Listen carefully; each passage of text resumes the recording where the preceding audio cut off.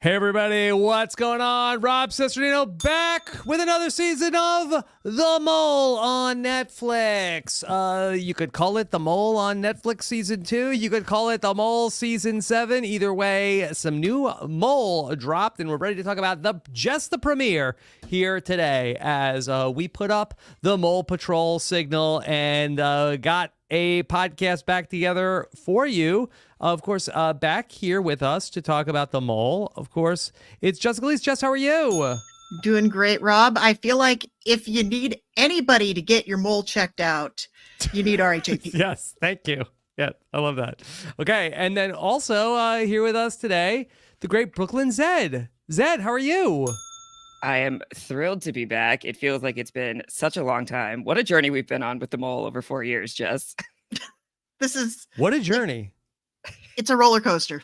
Now, Indeed. The question at this hour, will all of you be joining us? Of course, Josh Wigler is absent. Say spoiler alert. No. Spoiler alert. Yes. He will be vying to get into the podcast through a series of challenges running all over the course of the weekend. We will let you know on his progress if he will join us for week 2 of the Mole. In all seriousness, since Josh is traveling, he will be with us for next week's coverage of the Mole. But in the meantime, the beauty of Josh not being here is that now there's a great opportunity for the two of you to have watched this first week of the Mole and then podcast with Josh as he's watching it for the first time. Think about it. Going back to the original format, and then we can all podcast about it together yet again. Yes. Okay. And the backstory, of course, is that Zed and Jess back in 2020, was it 2020 or 2021? It was 2020. It was 2020. Josh had never seen the Mole. He always wanted to. Zed and Jess said, bet. They watched the Mole. Having already seen it, Josh watched it for the first time. And that was how the Mole Patrol was born. And who would have thunk it? That was it last year? Who knows that anymore? It's like the fall of 2022. Fall of 2022. They did a Mole on Netflix, and we covered it then. And so we're back to talk about the new season of The Mole. There are 5 episodes that have dropped today. We will talk about episode 1 in this podcast today. And then on Monday night, the 3 of us will be back together at 6:30 Eastern live to talk about everything from week 1 as we await another episode drop. And then Josh will be back with us for week 2. We are live here. We do ask that our chat, if you have watched ahead, please be respectful. No spoilers in the chat beyond episode number 1. All right. But I'm very excited to talk about this new cast of the Mole. I mean, it feels very much like the first Mole season on Netflix. Jess, what's your reaction to one episode here? Well, my notes have a lot of the words dollar store scattered throughout. So yeah, I'm a little bit of the Survivor Amazon reunion. It feels a little bit cheap. A little bit cheap. Okay, can you expand on that? Well, first of all, we have dollar store Andy Coops in the host seat. Right. And okay, no disrespect to Ari Shapiro as a journalist. He's a fine journalist. I just he's not bringing like Pantheon level host lists, but then has anybody in recent years. Okay. I never felt like Anderson Cooper was going to maybe eat me alive when he was looking at the contestants the way that I felt with Ari Shapiro this whole episode. Okay. Yeah, let's talk about this a little bit more, Zed. The new host, Ari Shapiro, replaces Alex Wagner, who was one and done. It seems very important that the Mole has a journalist who is sort of like not quitting their day job, but sort of like freelancing as a game show host. Slumming it. Ahmad Rashad was at least a sports journalist. Yeah. And so Alex Wagner, that I don't know if the Mole helped her career. She is hosting on MSNBC. So here's Ari Shapiro. And Zed, what was your thoughts on the new host of the Mole? Well, yeah. So like I said, his face is very intense. It does look like he's trying to scare the contestants a little bit. I miss, throughout the Netflix version of The Mole, I really miss the high camp of the original Yeah. series from 20 years ago. Anderson Cooper always kind of smirking at people and giving them a hard time and ribbing them a little bit, but playing along. I feel like on the Netflix mole, the host is so much more separated from the players, and that creates a really different relationship. And Ari calls them on the phone and then hangs up on them. No time for a conversation. Thank you. That's all. Goodbye. So it's different this time. Yeah. See- Anderson, at least, like, he would drink with them. He'd like hang out with them. Even Alex Wagner, I felt like she wanted to, at least. I don't think Ari Shapiro has any interest in who these people are as people. See, I guess I'm a little bit more of a wait and see with Ari Shapiro because it's only one episode. And just, I don't know if that rapport that Anderson Cooper had with the contestants, and you both watched this much more recently than I have, if that was baked in from the beginning or if it took a little while to develop. But I kind of think that there is still room for Ari Shapiro as these episodes go along to have a little bit more fun with them. It's possible. I think I don't ever see him, like, he just doesn't project that he wants to hang out with them. Even from episode 1 of Original Mole, Anderson wasn't like totally hands-on with them, but he wanted to be. Like, he hears about them staying out all night in Paris and he's like, why wasn't I there? Yeah. I don't I know, was like, sitting in the hotel bar by myself. I love our nuanced, fully realized mole fanfic universe here. Yeah. I think that Ari Shapiro, though, and while I don't get that he wants to hang out with the contestants, I do get that I feel like that there is like a little bit of like an evil, mischievous streak that could come up at like where we're talking about, like where he doesn't want to talk to them. He hangs up on them. Like, I think that we could get sassy Ari here over the course of season 2. It's more of an Alan Cumming Traders vibe. Yeah. And I don't mind that. Analysis. No, I don't hate that. Yeah. So, all right, we'll see.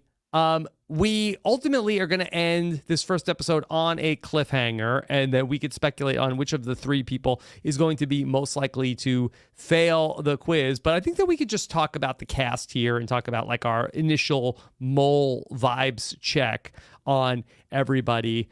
Jess, you said that you felt like that there were other things that were giving you dollar store impressions about this season 2 premiere. Well, what else did you feel like was in that category? I mean, I feel like the crop circle looking course on the first challenge looked a lot like Dollar Store Squid Game, including the full shapes. Body suits with the shapes on them. Yes. Okay. Like, did they just borrow that from the set? I would not be surprised. Yeah. We use these very cheap padlocks as part of the challenge to let these alleged people that might get into the game. We're going to get into this because I've got a lot of thoughts on this. But these like little, set it yourself 4-letter code padlocks. Yeah. And you are on a show called The Mole. How is your code not going to be mole? Mm-hmm. What was the word? I missed it. It was hunt. Hunt. Which was my first, legitimately my first guess when they said the search is on. I was like, yeah, you're hunting for something. Mm-hmm. First thing you try is mole because that's the show that you're on. Mm-hmm. And then my very next guess was hunt, which they spent a long time picking what sounded like very random words before they finally, we'll talk about it more, Jess, like you said. We will, but. Okay. Yeah, it was a lot. I feel like they blew their whole budget renting out that villa. Yeah, the villa seemed nice. They're in Malaysia, and it doesn't seem like that they're going to be traveling around the world like in the original Mole, but it does seem as though we're sort of like maybe this is a little bit more vibes of like Celebrity Mole Yucatan, that we're sort of just like locked into Malaysia here. Yeah, and they show us a map and they show us where Malaysia is, and there's another country that's also lit up in green. So it seems like maybe partway through they'll switch to a second location, which I think seasons have done in the past. They spend a long time in France and then they go to Italy or to Switzerland or somewhere else nearby. But it certainly seems like they're going to be in this beautiful house for a while that the players were so excited to get to, like they'd been on Survivor for 3 weeks already or something. The way they couldn't wait for a shower and a swimming pool. Yeah, they were so excited. Like, I get to shower. I get to drink water. It was hot out there. Yeah. It was hot, but it's been what, like less than 12 hours? Okay. Maybe? Maybe. All right. We don't really know. Time is kind of meaningless on the mole. We don't really know how long they have in between things. But all right, our first look at the mole characters, they dropped them off in Malaysia in this random crop circle. And there was basically a paintball game to determine whether one of 5 intruders were going to get into the show. All right. I need to know from the two of you. Are you buying what the mole is selling? These are 5 people who just missed the cut to be on the mole, but they have a way to earn their way into the show. Absolutely not. This They is did not- completely hinky. There was no They way did they were not not fly winning. 5 alternates out to Malaysia to send 4 of them back home regardless, and maybe full have one face of them mask. come in. Yeah. Yeah, but we can't even discounting the budgetary and logistical concerns. These people can't join the cast because we already picked a mole. So whoever makes it onto this show is not the mole. Interesting. And you know that anybody you kick off is also not the mole. Yeah. What happens if you kick the mole off the show in the very first episode? Like in the very first challenge? You can't do that. Yeah, well, I was thinking of it more from the perspective of Niche, who is ultimately ends up being the captain, where that if there was a possibility that Niche could have gone home, how could Niche be the mole? Exactly. Yeah. It's a very flawed twist, I think, in that it makes some things pretty clear right off the bat. And to that point of Niche becoming the leader, it's Melissa who nominates him. And so that put my eyes onto Melissa right away. We also hear from her a lot. She has a lot of really strong opinions about the way the game is going to go in her confessionals. And I wonder if we can read anything into her immediately nominating someone to make sure she is not the person in that position, to make sure that this doesn't get any more difficult for production. Okay, well, we have a visual aid here that, of course, from the great Twitter account, gives us a lot of these casts at reality TV _fan. Okay, double the underscores, double the fun. All right. They put together this graphic. They do this for a lot of shows that they give us, okay, here's the cast for a brand new show. So this is a great visual aid. Again, that's at reality TV _fan, a must follow for these reality TV casts. They got this great graphic. And so just for the sake of this conversation, I'd like to leave this up we're here on video on YouTube if you're listening to the podcast version. So Zed, you mentioned Melissa was the person that nominates Niche right off the bat. Yes. So my suspicions are high on her in her effort to make sure that it is not her, because I think she has also stepped up a lot as a pretty leader-like voice within the team. Mm-hmm. It's really awkward. You've thrown 12 people together. They don't know each other. They suddenly have to accomplish a goal in a game where they know there's someone they can't trust. So if you're willing to step up, you got to then also be ready to defend yourself. And I think that's what she did. Just going back to what we learned from the first season, do you feel like that you're coming away with strong mole vibes on anybody? I mean, I do have a couple of suspicions, but I think this early on, it's like anybody that's screwing something up this hard on purpose is probably just trying to deflect people's suspicion off of whoever they think is the mole. Mm-hmm. Yeah, I remember being very unsatisfied in terms of how they were giving us our clues about the mole, almost universally, but especially in season 1 of the Netflix mole. And I do wonder if there's going to be any different way that they do it this time around. I will say this team has already put more money into the pot than I feel like the season 1 cast did. Halfway through the show, they've accomplished $30,000, even if they didn't get that final 5,000. Far more successful right off the bat than our season but it 1 was team. rigged. Like they clearly wanted people to have more Okay, money. sure, Jess, sure, but I want them to have some money sometimes. I don't want them to just fail at everything for 10 episodes. Yeah, but I don't need the equivalent of like a Final Jeopardy and Celebrity Jeopardy. Like just Write down a number. Write down any number, and we'll add $30,000 to the pot. Yeah, all they had to do is pick a leader. They were going to get this money, and then they had this game, which may have been impossible to lose, a reverse Kobayashi Maru, if you will, Jess. So this was, a good start for this group of 12 as we head into episode 2.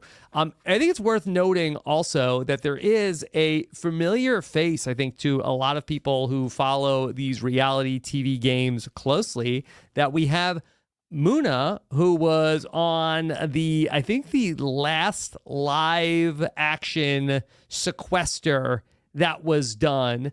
I think that it probably aired either, towards, was it 2020 or 2021? And Muna was a big standout. She's somebody that if you watched episode 1 of the show, you know she really knows her stuff, but was a big standout from that live action sequester.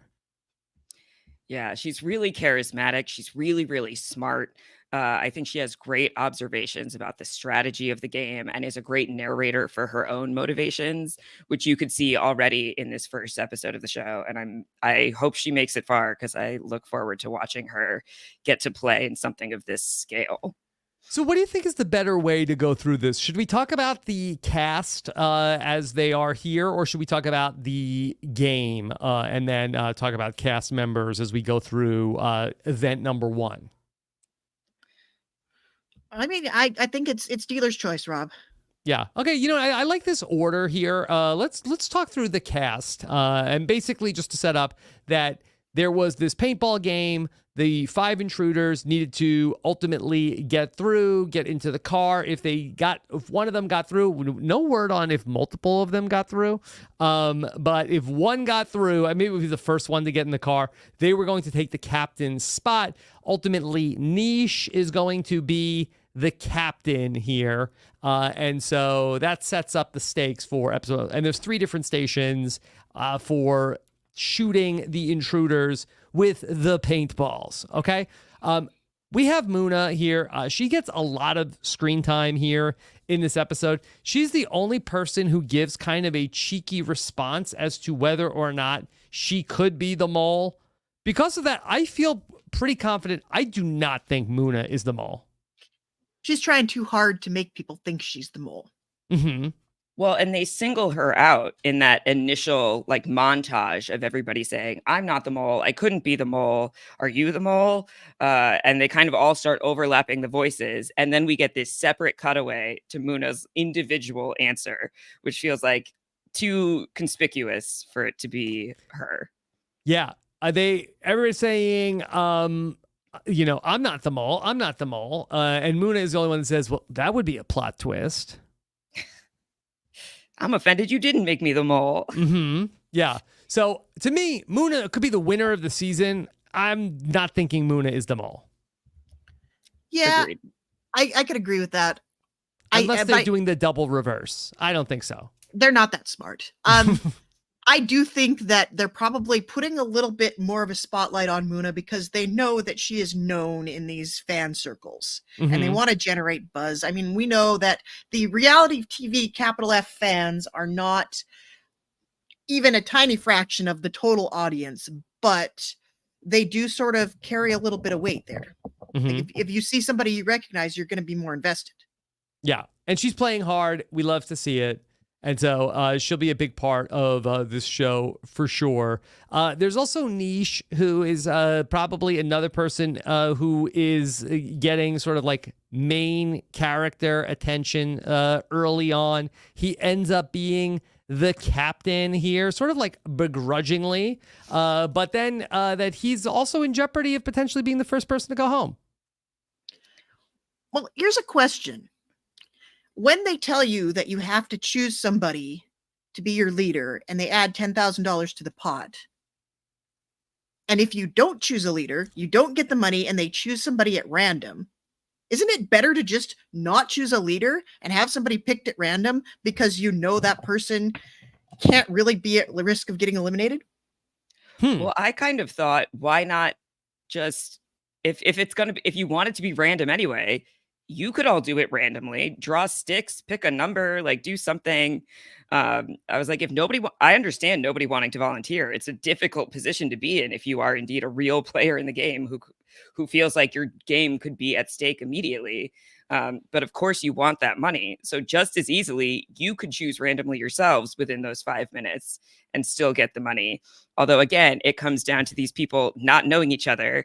And so nobody wanting to offend anybody else or, overstep too quickly. And 5 minutes is not a lot of time when there's 12 people talking. Okay, two things. One, Zed, did we ever find out that how is the mole compensated in terms of the structure of what is the mole incentivized by what to not have them other than bragging rights to have them not get money in the pot? Yeah, this has always been, I think, the biggest complaint people have about the structure of the show is there is not a financial benefit to the mole specifically to keeping money out of the pot. And I think it's something we've kind of tried to problem solve on the podcast before of like, well, if you can determine that the mole kept this money, then does that go into like the mole's pot or something? But as Anderson always said, it's the satisfaction of a job well done. And to our knowledge, other than that and their appearance fee, there is no other specific motivation for the mole.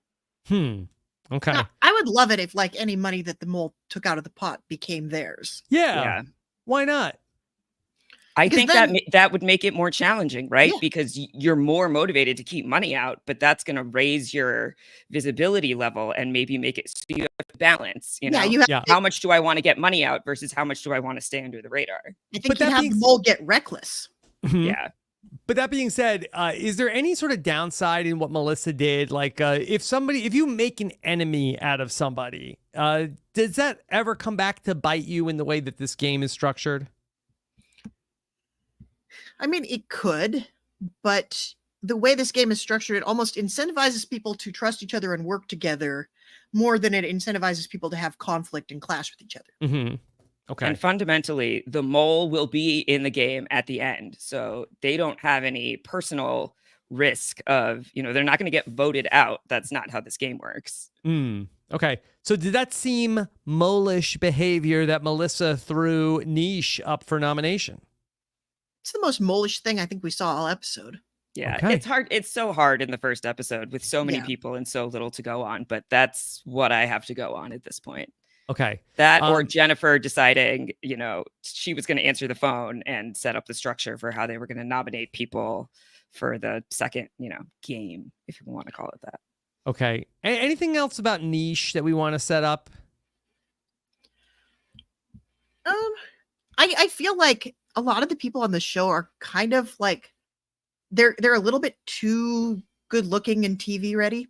Mm-hmm. And Niche is one of those people for me. Like he's just a little bit.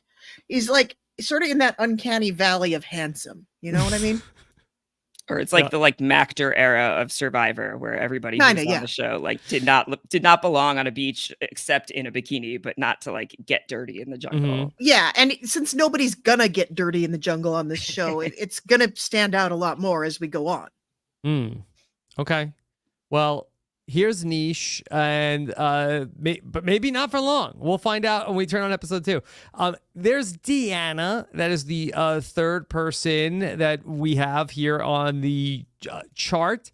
She's the patron saint of internet sleuths. Do we have any more information about that? She has a podcast, I believe, on one of the big radio networks. What up, Deanna? Yeah.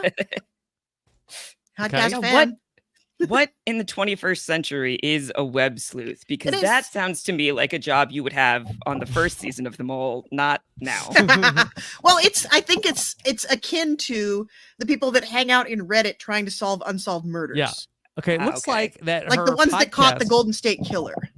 Yes, her podcast is called Internet Sleuthing with Deanna and Bowdy, not another true crime podcast. It sounds very interesting. I just don't understand how you make a living doing that. Mm-hmm. Not podcasting, obviously, but web sleuthing. I think you make the money on the podcast and it funds your web sleuthing. Very backward. Are you saying I need a case to investigate? We're doing if- it right now, Rob. If that hasn't been a RHAP episode already, it should be. Rob and Akiva honestly, put that on the wheel right now. That's a because, great idea. Akiva is a very good researcher. But Akiva hates my suggestions, so if you propose it to him, make sure you don't tell him I did it. Yes. Okay. Internet sleuths. Okay. Rob and I Akiva like solve this. a murder. Okay. Good idea. All right. I love Deanna. She's also on our list of about to possibly go home. Right? Yes. Well, it's interesting that the three people, it's Niche, Deanna, and Jennifer, who are also sort of like in a row on this chart. They're all sitting next to each other at the reveal. Do we know, do they strategically place the people who could go home near each other? I don't think so. I think It was cool to have them all in one shot. Yeah, it is, I guess. I mean, they might. They do sort of do the order quasi-randomly. Yeah. Okay. So Deanna, she's in danger. She ends up passing the at least the initial test that she gets put into, where she has to, later on in the episode, there's a challenge where there is Jess, am I saying this right? A TARDIS that gets. Why are you asking me? Because I'm the biggest nerd? I feel like you're a font of knowledge. Yes, I think it's a TARDIS. I've never seen a minute of Doctor Who, but yes. Yes. An old-timey payphone where three people who are supposed to be trustworthy get put into it. It ends up being Deanna, Tony, and Muna. And Deanna says she cannot tell a lie. She's here to, I'm buying it. I think she's not the mole. Yeah, I don't think she's the mole either. Don't cast an internet sleuth to be the mole. Waste of skills. Yeah, you're wasting her Yeah, talent. she should be over on the mole subreddit, like looking up everybody's zodiac sign. Mm-hmm. Yeah. All right. I saw that phone and thought immediately, I'm going in there and I'm dialing mole to see if anything happens. But they didn't have the letters on the numbers, so that would make it a little more difficult to remember. You'd have to see if you could remember them. Uh-huh. All right. Here is Jennifer also. Jennifer, seems a little bit like a fish out of water here in Malaysia. We see that she doesn't like the bugs. She ends up being sort of like putting together a room with, who's her roommate? Hannah and Tony. Hannah and Tony. We'll talk about lots of stuff to say about Tony. But Jennifer not giving me mole vibes either. Well, part of the reason she's not giving me mole vibes is because typically the mole does some wild demographic swings from season to season. Yes. And she physically resembles the mole from last season. Not in personality at all whatsoever, but, they have very similar bone structure and they're both like, tall African-American women. I think the mole would not go there twice. I think, we have the mole, the OG mole in season 1 and the OG mole in season 2, completely different people, completely different personalities. Are we allowed to spoil the old moles? Let's not spoil the old moles. I get in trouble for that. You guys, if you haven't watched the old moles, they are on YouTube. They're back on YouTube. They were on Netflix for a little while, and then they took them away again. You can go watch them on YouTube, and I highly recommend it. Okay. And you can go back to Mole Patrol from 2020 and have a good time. Podcast. And Mole Patrol diehards really ought to go check out, once you have watched the first 2 seasons of OG Mole, go find the book that was written by the mole, but don't go yet, because then you'll know who the mole is. The season 2 mole wrote a book, and it's wild. Okay. All right. So let's talk about Melissa. Melissa, she's the person that volunteers Niche. But then I feel like she was kind of quiet the rest of the episode. Calling it now, Josh is going to call her Molissa. Melissa. Oh, yeah. It's a very Josh no Wigler question. kind of thing. No question. That's a good call. Yep. I will say she was in the group that was on that weird like survivor puzzle table with a paintball gun on it that had to be steered by 3 people so that Andy, who's good at archery, could shoot a paintball gun at a tower. And there was some funny business that was going on with that table. Yeah, so something was going on there. Yeah. Okay. Let's talk about Tony. Okay. Tony. You know who Tony reminds me of? Who? Tony reminds me of that photo of you from 2004 at that fashion event. It's like if that was your whole personality, that's Tony. Oh, what a specific deep cut. Yeah, I love it. That's what we're here for. That's what we do on Mole Tony Patrol. seems like he's giving like a Joey Tribbiani. That he Yes, seems like yes. a nice guy. How you doing? He's a bag but of bricks. Tony's He says also himself. dumb, right? If He's it's like, not I'm a an bag of act, bricks and I know my left from my right or whatever it was. Yeah. I think this is very fun to have a dumb person here. He's here for a good time. I want him to be the mole. I don't think he is the mole, but what a great story. This would be malpractice on the part of production. Mole practice. Mole practice. Netflix gave you millions of dollars, and you're gonna trust your entire show to Tony. If he is what he looks like on the surface, because I feel like a good mole cover is just be a stone idiot the entire time. So you think he's like some sort of like British, like classically trained actor that he is playing the part of Tony? Okay, how much would you love it if in the finale you just like dropped the dumb act and started speaking with a British accent? It would be amazing. Give him a television. Tony. I think it was right there. That was the clue. A Tony is a award given to a incredible actor. Yeah, this is His the real production name is of the mole. Anthony. The production of the mole is going to troll the cast The by troll having Tony Mhm. as the mole. Oh man. Yeah. I mean, we've never seen that before where somebody is playing a totally different character as the mole. No. Now, we've never seen anybody try to write off their molishness as incompetence either. No. That's pretty Although good. It's hard with the first season because everybody was being incompetent the Yeah. whole time. Mm-hmm. That is true. Yeah. And yet it was still really easy to figure out who the mole was. So And yet, yeah. IDK. And Tony, he ends up going into the phone booth. He very honestly, and the show did not even make it seem like that it was a choice. Like it was like I had to go back and like rewind like 30 seconds to see what he did because the show just like went through it so quickly that he's instantly selected to give the money to the group. But then he has like a very bad Freudian slip where that he says that he voted to, or he tells them that he said no to the money, which was the opposite of what he did. And then everybody's like, especially Moon is like, oh, there you go. That's it. Yeah, best It case was scenario Tony. for her. Yeah. Let's talk about Andy. Because right now, Andy's, I think, is my number one guy for the This mole. is preemptively, this is clearly going to be Josh Wigler's favorite character, so we hope he sticks around for a long time. I can buy, like, he's got mole potential. He's got mole potential because of where he was on that challenge in the crop circles. Because he jumps up right away, he can aim, he's used a gun, and then he goes into the one position where you cannot control where exactly you're what I pointing was the gonna gun. say. Mm-hmm. Yeah, he's in a place where all he can do is blame everybody else because if the three other people can't work together to follow directions, he can't shoot where he needs to shoot because he can't maneuver the gun separately at all.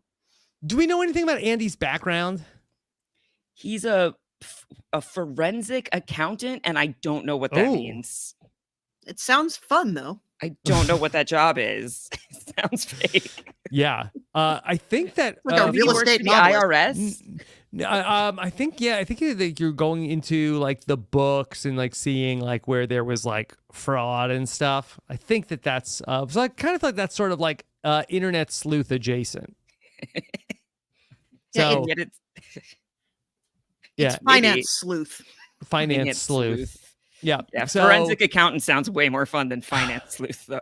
Andy, I think he had that one part where he was in charge of shooting the gun. He seems like a fun character. He didn't have too much else going on. Yeah, Yeah, he's give such him an time. age outlier with the rest of the cast, I think, by like at least 20 years, Mm-hmm. if not more. Mhm. So that's interesting to see how that will play out with this group of people. Follow the money. That's what you got to do. Okay. I do All right. feel like we used to have in reality show casts, you wouldn't have like, it's very big brothery to have like everybody be in their 20s and 30s and then one dude in his 50s and 60s. I feel like other shows used to bring in, and originally, OG Mole also would have like a couple of old people and a couple of middle-aged people and then some young people. And this is just like, everybody's here to party and then dad. Oh, Deanna is 50. I didn't Oh, she realize looks good for that. She 50. looks great. Yeah. Okay. So we'll see. Do we know, is Andy single? Could there be a mole mance? We'll find out.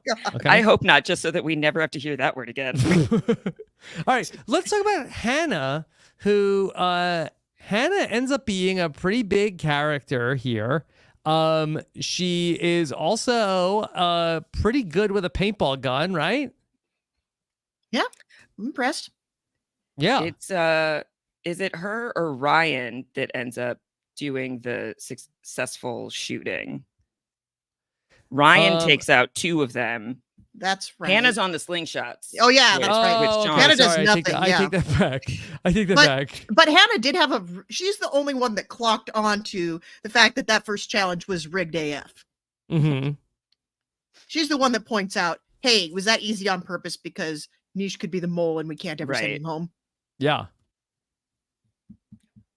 Yeah, we didn't get a lot out of the slingshot teams because also, I mean, how many times have we seen how difficult it is to aim a slingshot Mhm. on a reality That's TV Stephen show? Fishback.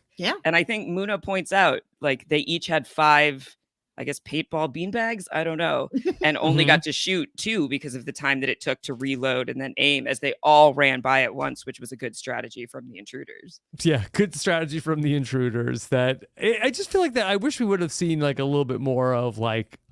It would have been so weird if one of them was just in the show. Yeah, I think we're gonna see more from the intruders. I suspect they might be like sort of like the Squid Game guys in the uniforms. Like I suspect that because they got lines and because they were communicating with each other and the show was endeavoring to give them personalities, I would not be surprised if we saw some of them later and they turned out to be potentially contestants from last season. Okay. Because how that's much Netflix interesting. likes to recycle. They do like this to stuff. do that. Yeah.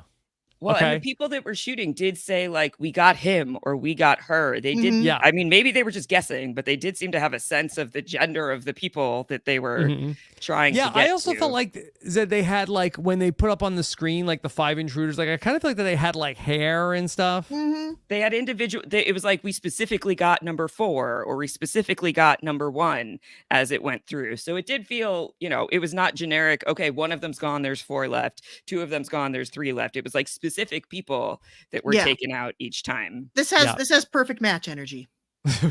Also, All right. we should not forget to mention that Ari introduced them as a menace lurking in the grass, which I really like.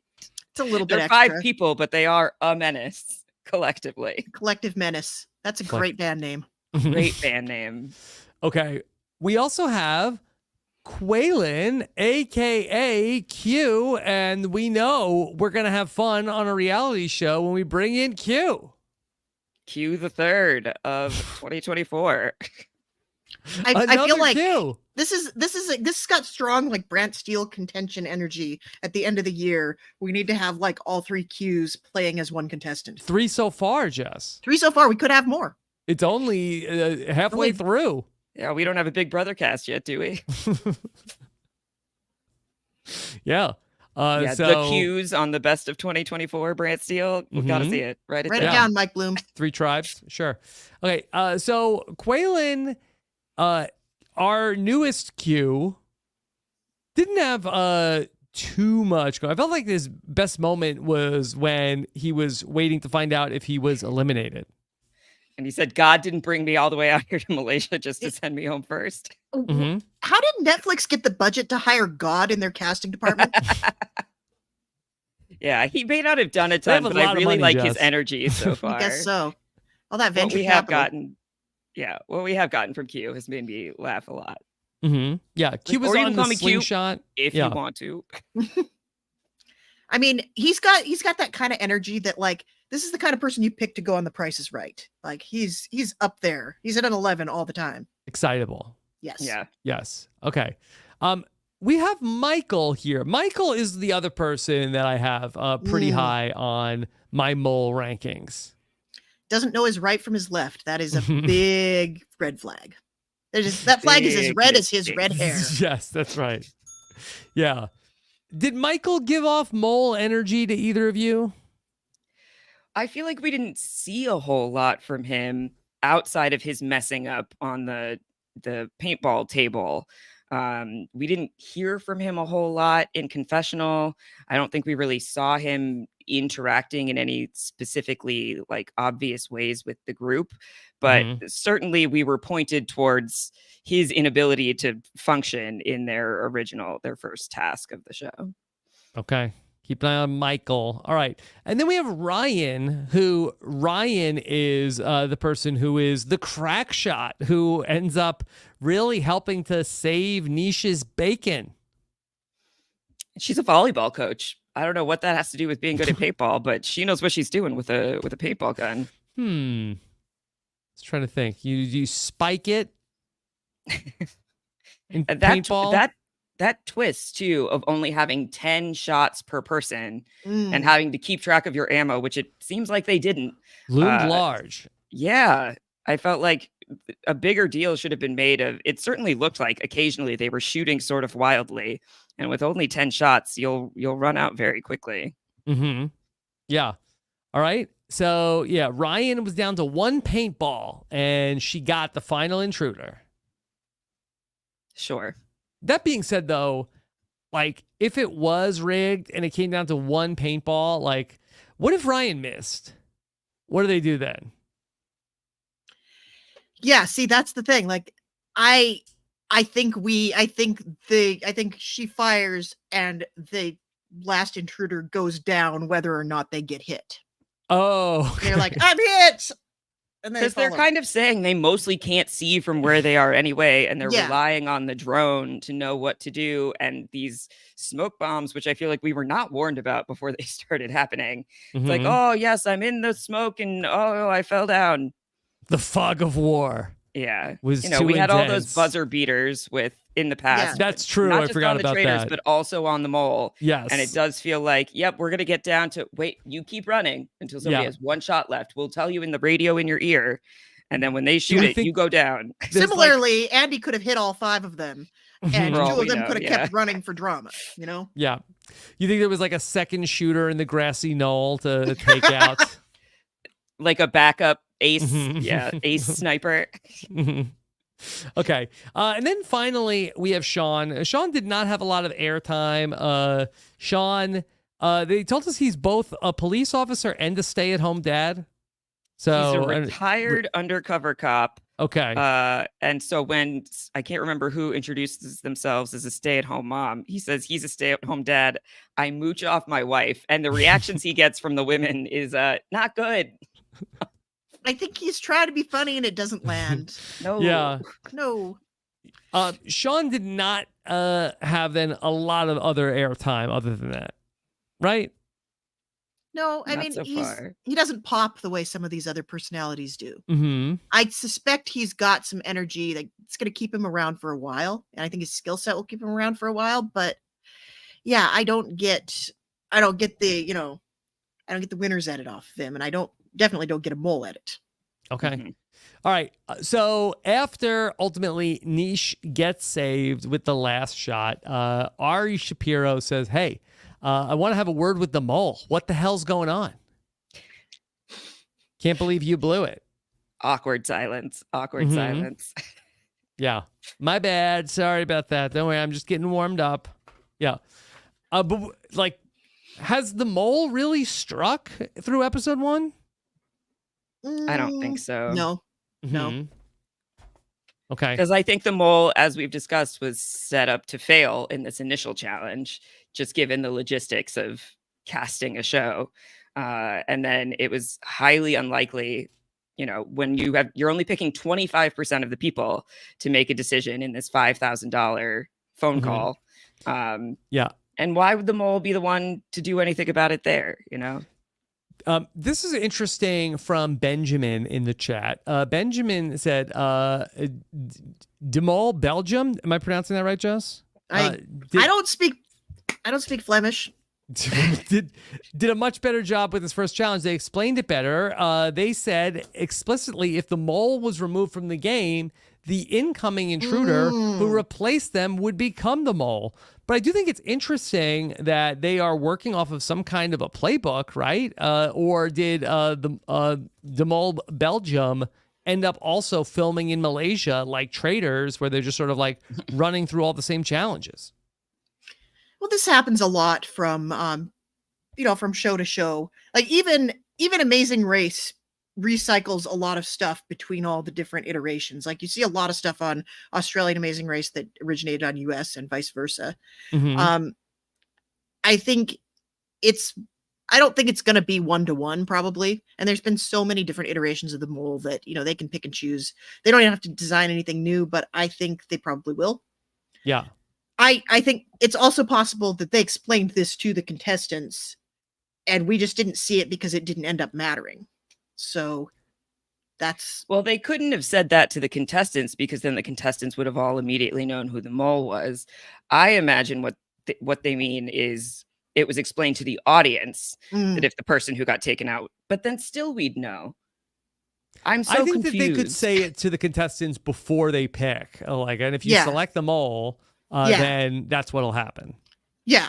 I think that's what it is. I think before they even pick a leader, I got it. Yeah, you could select the person who's the mole. They could get ejected, but whoever comes in would take their place. Would replace that spot. Yeah, that's the point where that would be explained to them. Right. But we wouldn't see it because we don't need to it's only a very specific subset of weird nerds who are going to get that thought stuck in their head throughout the entire first episode. Okay, let's talk about the arrival at the mansion. And here at the mansion, we see everybody's very excited. We mentioned Hannah says she's smelling like Shrek's swamp, which I felt like was a little bit of an unnecessary shot at Shrek, specifically his swamp. Yeah, that's the way he's supposed to be. Mm-hmm. Yeah, he likes it that way. But that being said, was it interesting that we got exactly one bit of information about who are roommates, who's in one room? We got about the Jennifer, Hannah, Tony room, who was sleeping on which bed. We don't know who Andy's roommate is. We don't know who Deanna is roommates with. Why did we get a piece of information about this one room in the house? Because these are the people that formed a coalition. And, it is the mole. We have to call them coalitions. Okay. I think they said alliance on the show. No, we have to call it coalition. We can stick with coalition. Yeah. We'll stick with it. We'll stick with it. But anyway, I think people will be teaming up over time. But this is where, the three of them have decided explicitly that they're not just roommates. They are more than roommates at this point. And wow. And they were just friends who lived together forever. Mm-hmm. Happy Pride, everybody. I did think it was really funny that it's a huge mansion, but we all have to share rooms, and Jennifer and Hannah are gonna share a bed, and Tony's gonna be in this other single bed that's in the same room. What's going on here? It's like is it one of these too hot to handle situations where everybody has to share a bed? It's it was a little bit. It was a little bit strange, but also I'm not going to have any co-ed sleepovers with somebody on a reality show that I just met. Mm-hmm. Okay. That's why they don't cast you for the mole. That's why they don't cast me. There's many reasons they don't cast me for the mole. Okay. So we set up then the other challenge that happens at the house with the phone booth. Pick 3 people. It's Jennifer who answers the phone. She has to select the 3, they select as a group the 3 most trustworthy people. Deanna, it's Tony, and it's Muna, who end up being selected as the most trustworthy people. And they did a good job with 2, but picking Muna was as another Q would say, big mistake. And I think it was Michael who suggested that they pick someone from each of the 3 groups from the day. I think I saw that correctly in the episode. Yeah. But I'm always trying to keep an eye out on who's prompting the group in directions. Yeah. It was Hannah who ends up nominating Muna as the person from group 1. Mm-hmm. And Mhm. Jennifer nominates Tony. That's not Yes. surprising. Does feel a Mhm. little bit like this trio is sort of taking charge here because Trying to they keep it in the trust each trio. other. Yeah. Yeah. So the phone calls come in. Deanna, she puts the money in the pot. She's a team player. Although somehow she alienated Q. He's like, that didn't sit right with me. Big mistake. You can cancel Christmas. If you think that I'm believing, you put money in the pot. Then Tony, very quickly, he selects to add the money in the pot. But Muna says, ooh, a correction. Okay. Seth in the chat says, I love the correction mechanic. Is the correction that enticing to get one of your answers corrected on the very first quiz? I think it's more likely that somebody's going to get every single question wrong on the first quiz. Mm-hmm. And so having one question right is already a leg up. Yeah. But at the same time, I feel like when you have the bigger pool of people, you can play the math more. Mm-hmm. Like, I think we see Muna answering one of the questions, did the mole shoot a paintball gun?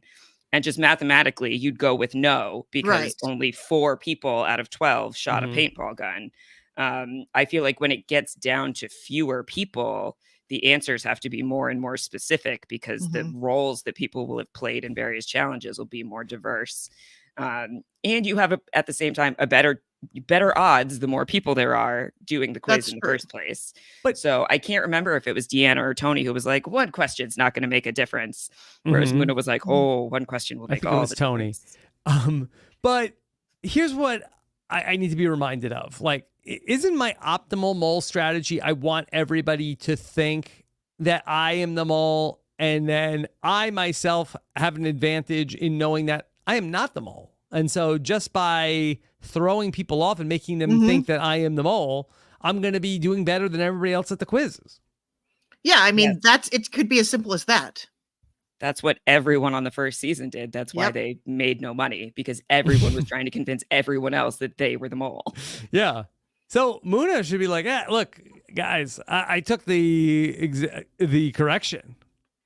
Like, wouldn't that be best? Well, no, because I don't think it's really helpful to be, hey guys, I screwed up. I'm the mole. I think you got to be playing a little more subtle than that. I guess so.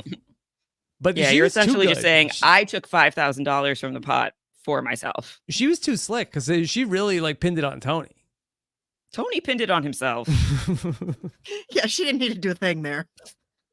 Yeah. All right. Well, so Niche, he doesn't think that it could be Tony. No way. But Tony as the mole, I'm getting talked into it. I like it. I want that to be. I want that to be the case. I don't think it is, but I want it to be. Okay. It'd be really fun. So Ari tells them no money got added to the pot. They are shocked. Muna is swearing up and down. Wow, somebody's here is a good liar. Can't believe it. She jumps on Tony's Freudian slip. And so we go into our quiz. And so we're ready to go. I need another mole strategy refresher. Okay. We heard about people like Andy saying, I'm spreading my answers around. Is that the optimal strategy, or are you better to sort of lock in on somebody? In the early game, it's not so much spreading your answers around as just choosing whatever they ask you, choosing the bigger group of people so that mathematically you are more likely. If you have no clue, don't just pick a person, but start trying to figure it out based on that. And then try to keep in your head, who did you pick? And since you were right about something, you can start to narrow it down from there. Yeah, they make it a very big deal in the original mole that everybody has their journal and they're taking all these notes, and then they go try to write down all the questions and their answers so that based on how well they're doing and who they think other people are going after and who goes home, kind of direct their suspicions, because it's like, oh, I know the person who went home thought it was this person and it's not. So now I can move my answers more in this other direction. It doesn't seem like this version of the show cares as much about that level of strategic thinking, but that's Because what you we're don't here have for. to be literate to go on a Netflix reality show. Okay, what sure. But they had that great twist in The Mole where they traded everybody's notebooks, and then the person who was the mole realized, oh, I should have been taking notes, and had to go make a bunch of stuff up on the fly, which is very fun.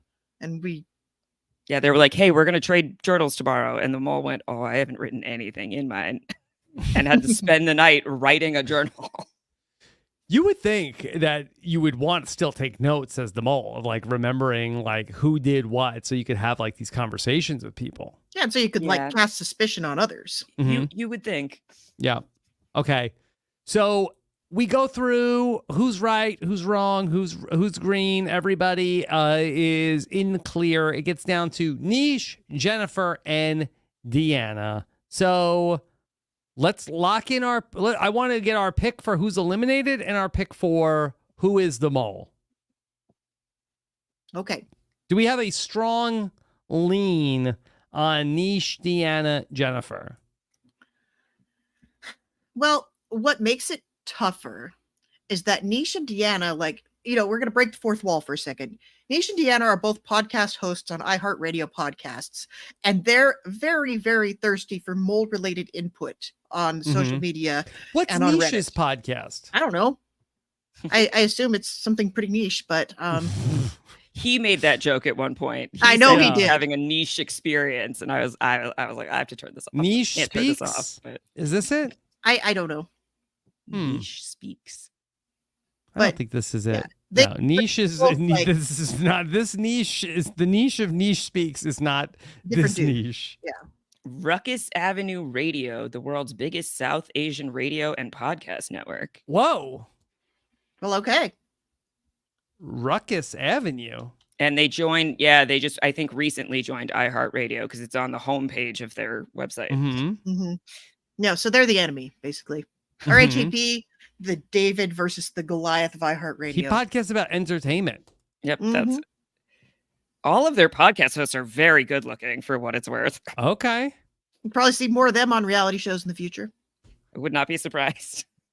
It's a well they will go back to if this works out. But the two of them are like very PR savvy and like very out there jumping into Reddit. And that usually to me, that means that it could mean more than one thing, but usually to me, that means if you're on episode 1 and you're jumping in asking people, what do you think of the show so far? That usually means you're going home early. Oh, Niche and Deanna. Maybe it's just as podcasters, maybe they know how to like drum up social engagement. I mean, that's the thing that complicates this theory. But if it's one of them, I'm not going to be surprised because they're very concerned with how people are receiving the show. Yeah. I feel like, did Deanna get enough in the first episode to be the eliminated?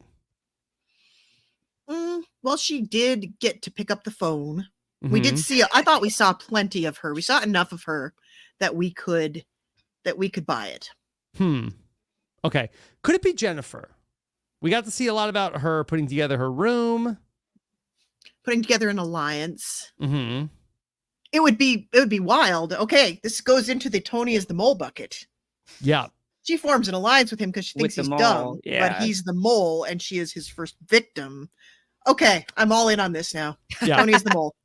Jennifer's Niche going home and also Tony said, though, that, and do we know that the three that they pick, Zed, are these the people that did the 3 worst?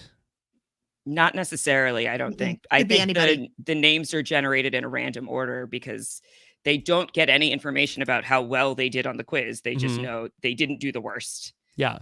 Right. Because Niche also said that, like, oh, yeah, no way Tony's the mole. Yeah, I think it's like how Jeff Probst reads the votes. He doesn't read them in the order people cast them. Mm-hmm. He reads them in the order that creates the most dramatic effect. Right. That's why that's how they do it here, too. Because, they never put in somebody. I think they did it one time on OG Mole where they put somebody's name in it and they were it came up red right away. Yeah.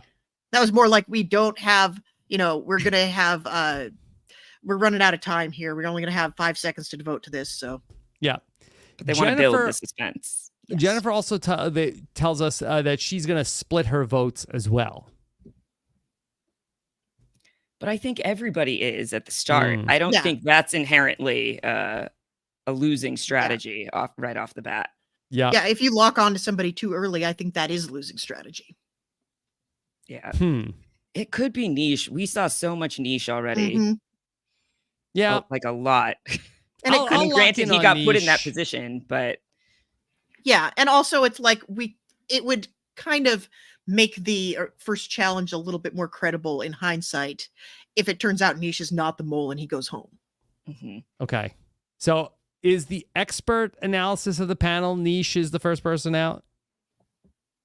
Feels like a bit of a shot in the dark, but I think Okay, that's where yeah. we're landing. Let's go for it. And I mean, this is only 1 in 3, Zed. This is better, much better than the shot in the dark. This is true. Yeah, I'm going to Yeah. find Good. out in about 10 minutes. So Yes. All right. Question number 2. Who is your pick for the mole? Let's lock in now. can I make a pick of who I want it to be and who I think it is? Yes.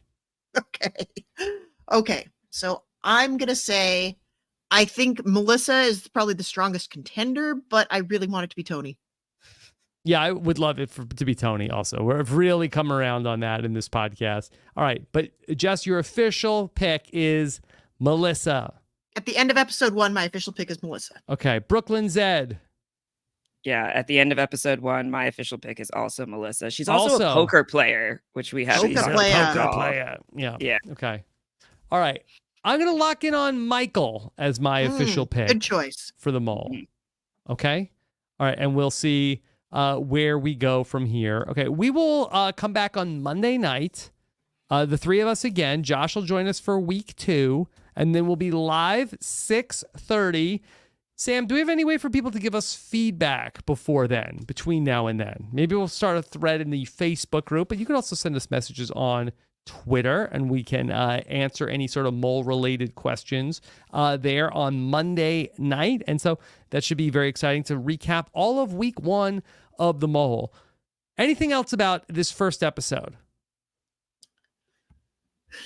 I don't think so. I think we're I all don't think itching so. to get to the Yeah, results Okay. of this. First I need to go episode. watch episode 2 All now. right. so- Well, if you could just then begrudge me one more thing before we sign off, that Jess, I want to get your take if you're caught up on the status of, have you been following Jeopardy this week?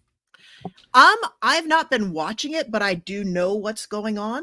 Yes. Okay. I just wanted to know if you had any thoughts as Survivor Drew Basile, currently going into Friday evening, has a several-day winning streak on Jeopardy. I'm so proud of him. Several whole days. Yeah. He qualified for the TOC. That's amazing. Yeah. And he's been dominant. Yeah, he's doing a great job. I'm really excited to see how far he takes it. Yeah. Zed, have you followed any of this? Only internet wise, not too much in real life. I know there was some drama about a Zendaya question, and that is about all I know about what has happened with Drew on Jeopardy.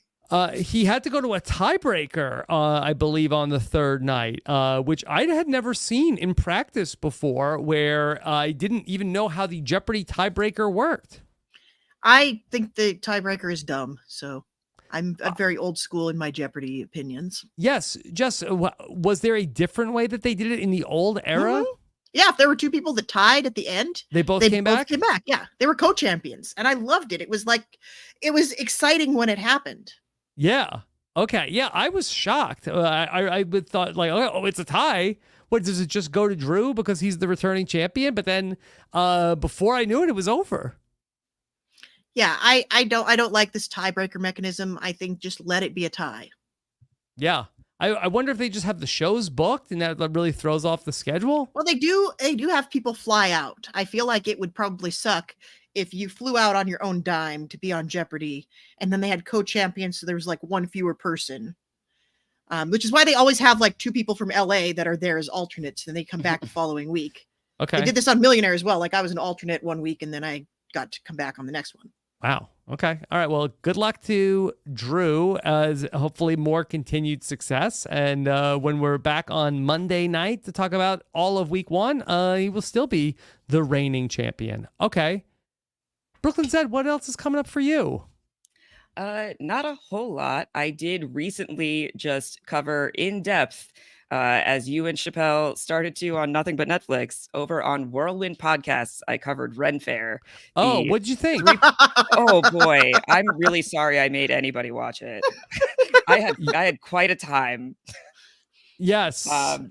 I learned a lot of things that I maybe didn't need to know. It was very About the guy compelling. who runs it, King About the George. guy who runs it. Who, Yes. spoiler alert, still runs it. Yes. Jess, did you watch this? No, I didn't, but it's like the most Brooklyn Zed show I can think of being out there in the world. It really was. I recommend the podcast. I don't recommend you watch the show if you haven't already, but you can check Yeah. that coverage out. I At thought it was going to be a little Whirlwind bit more Podcast and Nothing But exciting to Netflix. myself, the actual show. Yeah, because it's not really about the Ren Fair. It should have been called King George, not Mhm. Ren Fair. But that's the most Yeah. recent thing I've been up to. So you can find that at Whirlwind Podcasts. And I am at Hard Rock Hope, streaming on Twitch a lot of the time and just wherever I am on the internet. That's what I'm up to. Okay. All right. Well, great job. We'll see you back on Monday night to talk about week 1. And Jess, what about for you?